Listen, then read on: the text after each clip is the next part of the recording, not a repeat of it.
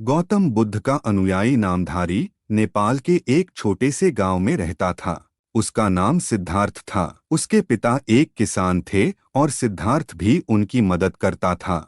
लेकिन सिद्धार्थ का मन ध्यान और आत्मसमर्पण में था। वह सभी धर्म और ध्यान के विषयों में अध्ययन करता और बड़ी उम्र में भगवान बुद्ध के मार्ग पर चलने का सपना देखता था। एक दिन सिद्धार्थ ने अपने माता पिता को यह स्पष्ट किया कि वह एक सन्यासी बनना चाहता है। पहले तो उन्होंने इस बात को स्वीकार नहीं किया, लेकिन उसके प्रयासों और विश्वास को देखकर वे उसके संग चलने को तैयार हो गए। उनके गांव के लोगों ने उन्हें उसके नए मार्ग पर चलने पर शुभकामनाएं दीं। सिद्धार्थ ने उनसे वादा किया कि वह उनकी यात्रा को एक गुरु के रूप में संभालेगा और धर्म की शिक्षा देगा। बड़े संगठनवादी शिक्षकों ने सिद्धार्थ को उनके गुरु के रूप में स्वीकार किया और उन्हें बुद्ध की शिक्षा के लिए प्रशिक्षित किया। उनके गुरु ने सिद्धार्थ को सामाजिक समस्याओं को हल करने के लिए बुद्ध की शिक्षाओं को सिखाया। सिद्धार्थ का अगला कदम उसने विभिन्न गांवों में यात्रा करने का था, जहां वह बुद्ध की शिक्षा को लोगों तक पहुंचाने का प्रयास करता था। उसने ध्यान और साधना के माध्यम से लोगों को धर्म की महत्ता को समझाने का प्रयास किया। सिद्धार्थ की यात्रा बहुत लंबी थी